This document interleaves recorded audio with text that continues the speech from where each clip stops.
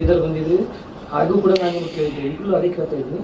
ನಿಮ್ಮಲ್ಲಿ adjustment politics ಭಾಳ ನಡೀತಾ ಇದೆ, ಎಸ್ಪೆಷಲಿ ನಾವು ಬೀದರ್ ಜಿಲ್ಲೆ ಮಟ್ಟಿಗೆ ಹೇಳೋದಾದ್ರೆ.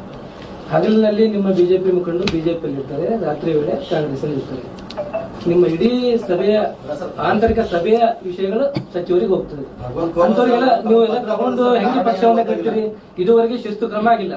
ಭಗವಂತ ಖೂಬಾ ಅವರನ್ನ ಸೋಲಿಸಿದ್ದು ಮತದಾರರಲ್ಲ, ನಿಮ್ಮ ಪಕ್ಷದ ನಿರ್ಧಾರ ಕೈ ಜೋಡಿಸಿದ ಸೋತಿದ್ದಾರೆ. ಅದು ಎಲ್ಲ ಬೇರಂಗಿಲ್ಲ. ಇದುವರೆಗೆ ಒಬ್ಬರ ವಿರುದ್ಧ ಆಕ್ಷನ್ ಆಗಿಲ್ಲ, ಆಗ್ಬೇಕಲ್ಲ ಸರ್, ಯಾಕೆ ಆಗಿಲ್ಲ? ಇದೆಲ್ಲವೂ ಕೂಡ ನೋಡಿ, ನಮ್ದೊಂದು ರಾಷ್ಟ್ರೀಯ ಪಕ್ಷ ಇದೆ. ಚುನಾವಣೆ ಹಿನ್ನಡೆ ಆಗಕ್ಕೆ ಕಾರಣ ಏನು, ಇದೆಲ್ಲದೂ ಕೂಡ ವರಿಷ್ಠರ ಗಮನದಲ್ಲಿದೆ. ಅದು ನಾನು ರಾಜ್ಯದ ಅಧ್ಯಕ್ಷನಾಗಿ ತೆಗೆದುಕೊಳ್ತಕ್ಕಂಥ ತೀರ್ಮಾನ ಅಲ್ಲ, ಎಲ್ಲವೂ ಕೂಡ ವರಿಷ್ಠರ ಗಮನದಲ್ಲಿದೆ. ಸಂದರ್ಭದ ಸರಿಯಾದ ತೀರ್ಮಾನ ತೆಗೆದುಕೊಳ್ತಾರೆ.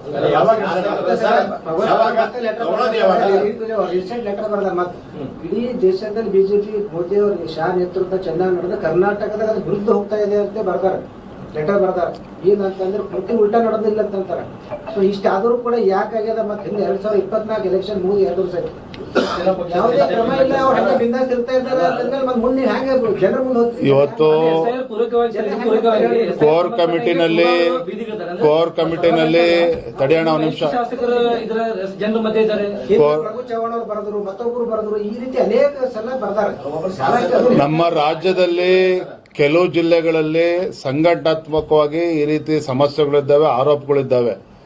ನಾನಿವತ್ತು ಕೇವಲ SIR ಹಿಡ್ಕೊಂಡು ಮಾತ್ರ ಬಂದಿರುವಂಥದ್ದಲ್ಲ. ಕೋರ್ ಕಮಿಟಿನಲ್ಲಿ ನಾನು ಎಚ್ಚರಿಕೆ ಕೊಡುವಂಥ ಕೆಲಸವನ್ನು ಕೂಡ ನಮ್ಮ ಶಾಸಕರುಗಳು ಕೂಡ ಮಾಡಿದ್ದೇನೆ, ಮುಖಂಡರು ಕೂಡ ಮಾತನಾಡಿದ್ದೇನೆ.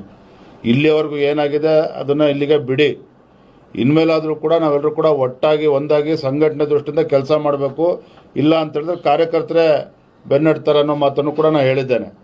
ಹಾಗಾಗಿ ಹಿಂದೆ ಏನಾಗಿದೆ ಎಲ್ಲವೂ ಕೂಡ ಇತ್ತೀಚೆಗೆ ಎಲ್ಲರೂ ಕೂಡ ಒಗ್ಗಟ್ಟಾಗಿ ಹೋಗಬೇಕು ಅನ್ನೋ ಕಿವಿ ಮಾತನ್ನು ಕೂಡ ನಾನು ಹೇಳಿದ್ದೇನೆ ಇವತ್ತು.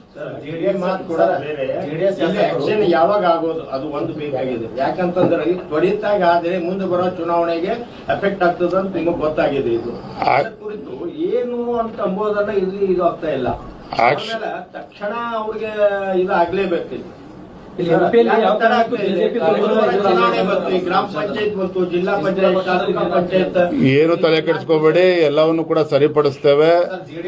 ಆಕ್ಷನ್ ತಗೊಂಡೇ ತೀರ್ಮಾನ ಮಾಡಬೇಕು ಅಂತೇನಿಲ್ಲ. ಕೆಲವು ಇಲ್ಲಿ ನಿಮ್ ನೋವು ಅರ್ಥ ಆಗ್ತದೆ, ನಮ್ಮ ಕಾರ್ಯಕರ್ತ ನೋವು ಆಗ್ತದೆ. ಒಂದ್ ನಿಮಿಷ ತಡಿಯಪ್ಪ, ಒಂದ್ ನಿಮಿಷ ತಡಿಯೋಣ. ನೀವು ಕೇಳಿ ಪ್ರಶ್ನೆ ಕೇಳಿದಿರಿ. ನೀವು ನಿಮ್ಮ ಕಾರ್ಯಕರ್ತರ ಭಾವನೆಯನ್ನ ಪತ್ರಕರ್ತರಾಗಿ ನೀವು ನಾನು ತಿಳಿಸುವಂತ ಪ್ರಯತ್ನ ಮಾಡ್ತಾ ಇದ್ದೀರಿ. ಅದು ನಂದೇನು ತಕರಾರಿಲ್ಲ. ರಾಜ್ಯದ ಅಧ್ಯಕ್ಷನಾಗಿ ನನಗೂ ಕೂಡ ಸಾಕಷ್ಟು ವಿಚಾರಗಳನ್ನ ಕೋರ್ ಕಮಿಟಿ ಕೂಡ ಮಾತನಾಡಿದ್ದೇನೆ. ಒಗ್ಗಟ್ಟಾಗಿ ಹೋಗ್ಬೇಕು ಅನ್ನೋದನ್ನು ಕೂಡ ಹೇಳಿದ್ದೇನೆ. ಸರಿಪಡಿಸುವಂತ ಕೆಲಸ ಮಾಡ್ತೇನೆ. ಬೇರೆ ಪ್ರಶ್ನೆ ಕುಮಾರಸ್ವಾಮಿ ಅವರಿಗೆ ಇಲ್ಲಿ ರಾಜ್ಯದಲ್ಲಿ ವಿರೋಧ ಪಕ್ಷ ಸತ್ತೋಗಿದೆ, ಹಾಗಾಗಿ ಕೇಂದ್ರ ಬಿಟ್ಟು ಬಂದಿ ಇಲ್ಲಿಗೆ ಅಂತ ಪತ್ರ ಬರೀತಾರೆ ಸರ್ JDS ಶಾಸಕರು. ಇಲ್ಲಿ ಬಿಡ್ರಿ, ಅವ್ರ ಪಕ್ಷದ ಅವ್ರ ರಾಜಕೀಯ ನಾನೇ ಹಾಲಿಂದು ರೈತರು ಪ್ರೋತ್ಸಾಹ ಧನ ಮೊದಲು 5 ಇತ್ತು, ಇವಾಗ 10 ರೂಪಾಯಿ ಮಾಡ್ಲೇಬೇಕು ಅಂತ ಹೇಳಿ ರೈತರು ಎಲ್ಲ ಕಡೆ ಹೋರಾಟ ಮಾಡ್ತಾ ಇದ್ದಾರೆ. ಇರೋ 5 ರೂಪಾಯಿ ಕೊಡ್ತಾ ಇಲ್ಲಲ್ರಿ ರಾಜ್ಯ ಸರ್ಕಾರ.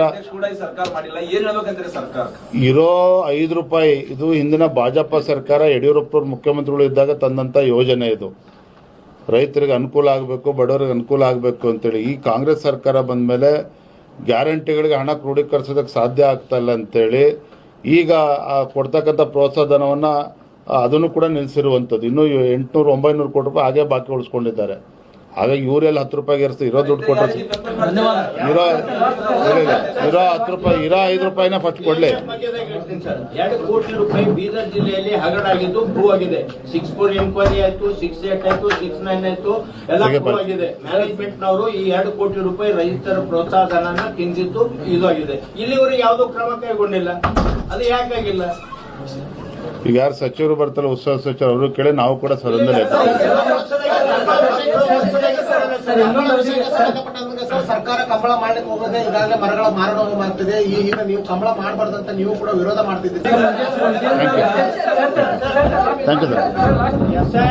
ಬಹಳ ದೊಡ್ಡ ಸರ್, ರಾಜ್ಯಾಧ್ಯಕ್ಷರ ಮುಂದುವರಿತೀರಾ ಸರ್? ರಾಜ್ಯಾಧ್ಯಕ್ಷರ ಪ್ರವಾಸ ಮಾಡ್ತಾ ಇದ್ದಾರೆ.